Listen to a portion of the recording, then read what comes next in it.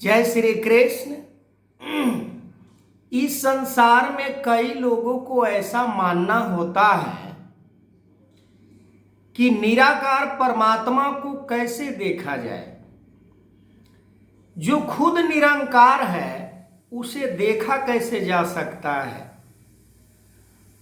पर निराकार का दो रूप होता है, निराकार और साकार। ये भी बात हर किसी को नहीं मालूम होता है कि निराकार और साकार एक ही रूप का, जैसे एक ही सत्ता निराकार है और इसी सत्ता का दूसरा रूप साकार होता है। निराकार और साकार को जानने के लिए गीता के 5वें अध्याय में इस बात का वर्णन किया गया है कि निराकार और साकार ये दोनों रूप एक ही है, ये दोनों में कोई अलग नहीं है। पर हम इसे जानेंगे कैसे, हम इसे समझेंगे कैसे, हम इसे देखेंगे कैसे, ये बहुत बड़ा सवाल है हमारे जीवन के लिए।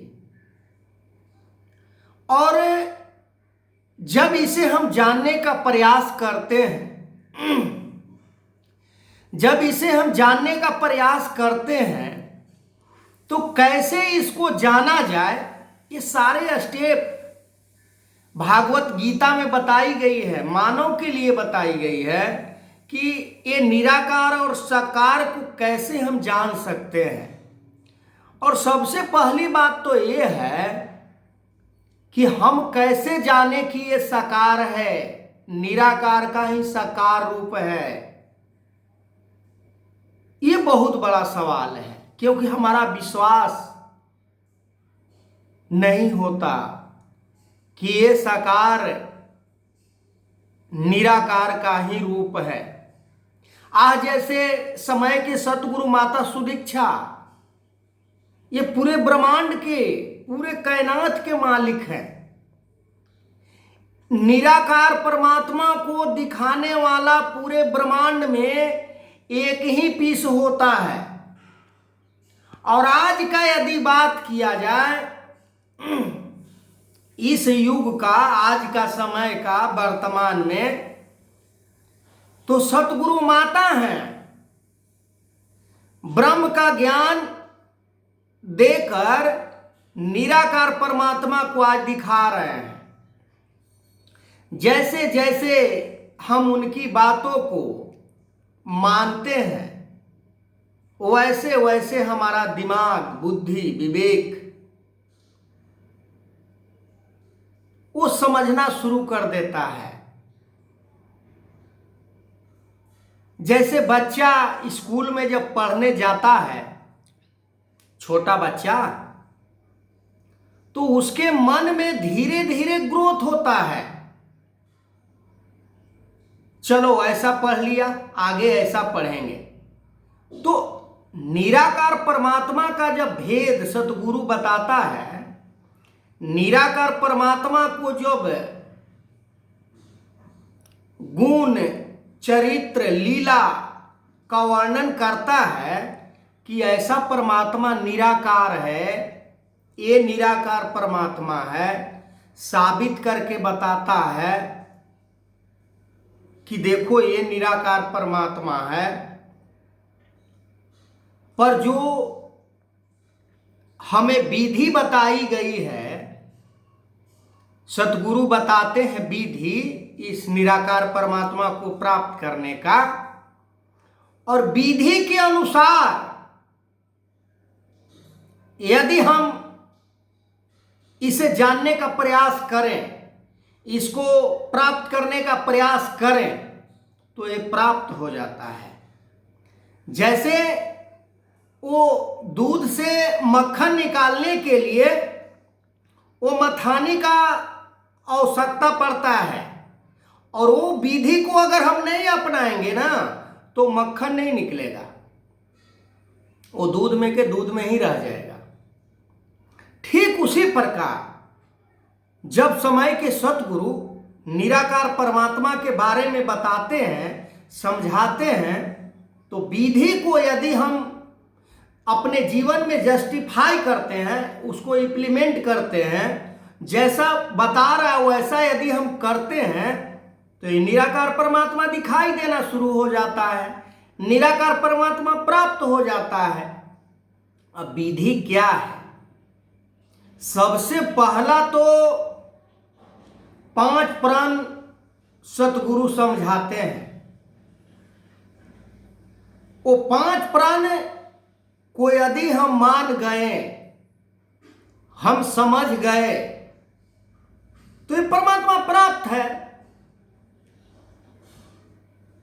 संपूर्ण अवतार वाणी में बाबा अवतार सिंह जी महाराज स्पष्ट लिख दिए हैं। गीता की बात छोड़िए, गीता बात तो गीता से ही ली गई है, पर आज का जो दौर है समय का सतगुरु का, तो इसी दौर में बाबा अवतार सिंह जी महाराज एक काव्य का वर्णन किए, तो उसमें लिखे कि अवतार यदि 5 प्रण न माने, शब्द का ज्ञान टिकता ना। यानी ब्रह्म ज्ञान 5 प्रण को अगर हम नहीं मानते हैं, तो ये ब्रह्म ज्ञान समझ में नहीं आता है। जैसे अब ब्रह्म ज्ञान को हम समझे ही नहीं, तो परमात्मा को कैसे देख सकते हैं? एक साधारण छोटी सी बात है कि मान लेते हैं कि हमें धान का खेती को लगाना है, और धान का खेती लगाने के लिए क्या क्या चीज की जरूरत है। सबसे पहले तो उसको जुताई करना है, फिर उसे कोड़ाई करना है, फिर उसमें से खेर पतवार जो अचड़े कचड़े होते हैं उसको निकालते हैं, फिर उसमें हम बीज डालते हैं, तब जाके धान होता है। तो हम यदि 5 प्राण को नहीं मानेंगे, तो ब्रह्म ज्ञान समझ में नहीं आएगा। और ब्रह्म ज्ञान जब हम नहीं समझेंगे, तो ये दुनिया का जितना भी है ना, मेरा तेरा, इसका उसका, जाति प्रथा, अमीर गरीब, छोटा बड़ा, आज तो देखा जाता है, अक्सर मैं देखा हूं और देख भी रहा हूं कि जाति पाति का अहंकार जो है ना, हर लोगों के अंदर है, कूट कूट कर भरा हुआ है। जो ब्रह्मवेता है, जो ब्रह्म ज्ञान देने का शक्ति सतगुरु ने उसे प्रदान किया है, सोचिए कितना बड़ी बात है। केवल हवा में बातें हो रही है, हवाबाजी। सतगुरु ने जिसे पावर दे रखा है कि आप जाओ दुनिया को ब्रह्म ज्ञान दे सकते हो, जाओ सभी को परमात्मा को दिखा दो, पर हमारे अंदर वो भावना नहीं है, वो जागृति प्राप्त हमें नहीं हुई है। हम अभी समाज से कट कर चलते हैं, छट कर चलते हैं, क्योंकि हमारे अंदर वो प्यार नहीं आया है।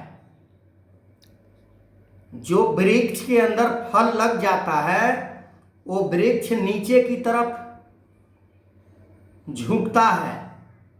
ये नहीं कि ब्रह्म ज्ञान को प्राप्त कर लिया तो और अहंकार में वो फूल गया कि मैं तो अब बस, मैं तो सतगुरु से वरदान हासिल कर लिया हूं, प्राप्त हो गया है, अब हमें कौन हिला सकता है।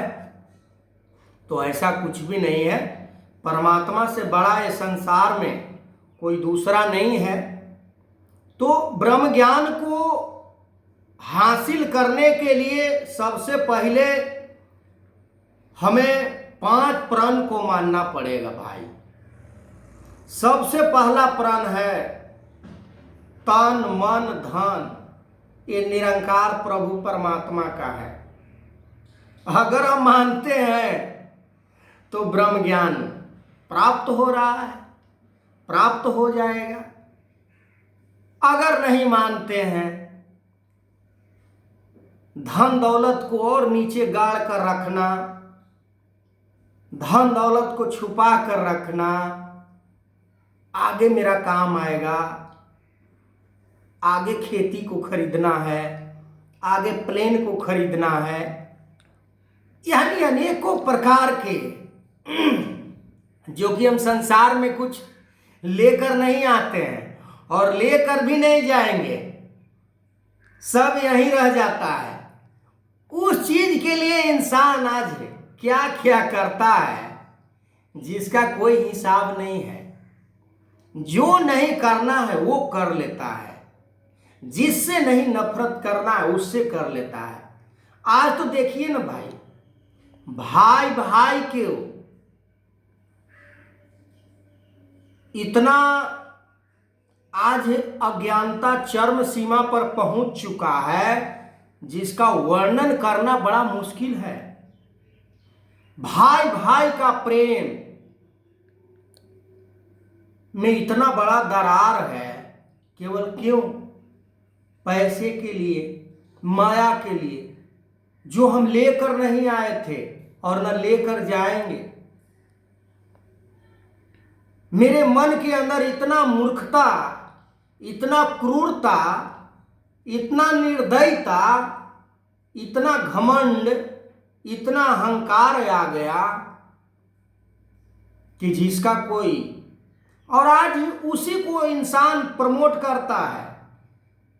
आज जिसके पास धन वैभव ज्यादा है ना, उसको कितना वैल्यू है समाज में, पर उसका जो मानव का जो नैतिकता होता है, मानव जिस पैटर्न पर जीवन जीने के कारण उसे मानव कहा गया है, वो भले वो पैटर्न को नहीं मानता हो, भले वो रास्ते पर नहीं चलता हो, मगर उसके पास दौलत है तो वो पूजा के योग है।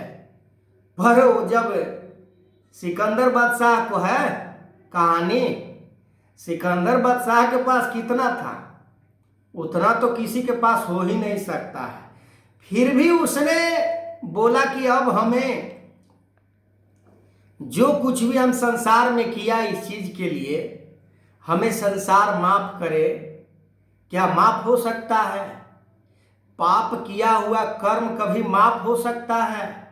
नहीं हो सकता है।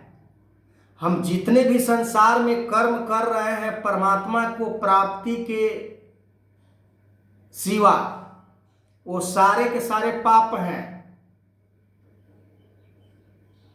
ये आपको संसार में धन दौलत इकट्ठा करने के लिए क्या धन दौलत कौन बनाया है? ये पूरे संसार को जब परमात्मा बनाया है, शरीर को भी परमात्मा बनाया है, तो धन दौलत किसने बनाया है? किसका है ये सृष्टि? ये सब परमात्मा का है। हम परमात्मा को नहीं मानेंगे। तन मन धन निरंकार का देन है, हम इसको मानिए नहीं रहे हैं। ब्रह्म ज्ञान कैसे प्राप्त हो जाएगा? फिर बेसिक ज्ञान कैसे हमें प्राप्त होगा? फिर हम कैसे समझ सकेंगे कि इंसान को कैसे आदर सम्मान करना है, कैसे इंसान को इज्जत करना है, कैसे इंसान को इंसान से नजदीक लाना है, करीब लाना है? बहुत बड़ा बड़ा बात है। आगे मैं 4 प्रण की बात करूंगा। तब तक के लिए जय श्री कृष्ण।